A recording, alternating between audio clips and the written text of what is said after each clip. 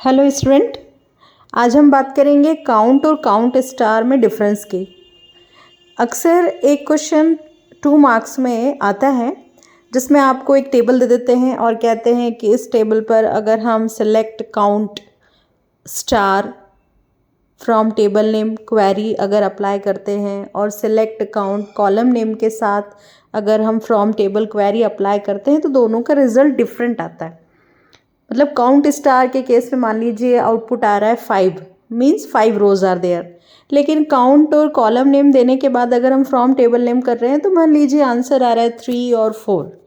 तो क्वेश्चन ये रहता है कि ऐसा क्यों, काउंट स्टार के केस में 5 क्यों आ रहा है, काउंट कॉलम नेम के केस में 3 क्यों आ रहा है, और जस्टिफाई योर आंसर। इस तरीके से 2 मार्क्स में ये क्वेश्चन बनता है। तो इसका सीधा सीधा सा जवाब ये है कि काउंट स्टार का मतलब है कि टेबल की सभी रोज को आपको काउंट करना है, गिनना है ना। कॉलम नेम्स हेडर रो को छोड़ के column name like roll number, name, class, subject, marks, ये जो हेडिंग्स हैं कॉलम नेम से इनको छोड़ दीजिए और बाद की जो वैल्यूज़ हैं जिनमें रोज़ को काउंट कर लीजिए। तो मान लीजिए आपकी टेबल में 5 रोज़ हैं और आप लिखते हैं select count star from student, तो सीधी सी बात है सारी रोज़ काउंट कर लेगा काउंट फंक्शन और आपको रिजल्ट आ जाएगा 5।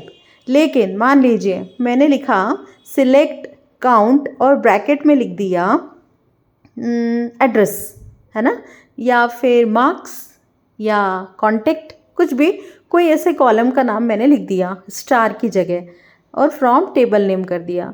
अब मेरा आउटपुट 3 क्यों आ रहा है, तो सीधा सीधा उसका आंसर ये है कि अगर उस कॉलम में नल वैल्यूज़ हैं, एब्सेंस ऑफ वैल्यू है ना। हमने लिखा सिलेक्ट काउंट ब्रैकेट में एड्रेस फ्रॉम स्टूडेंट। अब एड्रेस कॉलम में 3 ही बच्चों के एड्रेस की एंट्री है, 2 बच्चों के एड्रेस की एंट्री नहीं है। तो काउंट यहाँ पर केवल जहाँ वैल्यूज़ हैं, एक्चुअल वैल्यूज़ एंटर है, केवल उनको काउंट करेगा, नल को काउंट नहीं करेगा। तो इस केस में select count address from student आपको 3 रिटर्न करेगा। भले ही उस टेबल में 5 रोज़ हैं लेकिन एड्रेस कॉलम में तो 3 ही वैल्यू है ना, तो वो आपको 3 रिटर्न करेगा।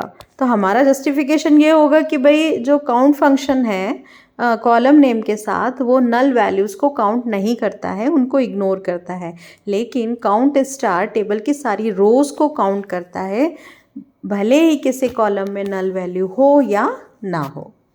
आई होप आपको कंसेप्ट क्लियर हो गया होगा। इस क्वेश्चन को ज़रूर तैयार करें, एग्ज़ाम में इस क्वेश्चन के आने के बहुत ज़्यादा चांसेस रहते हैं। Thank you very much.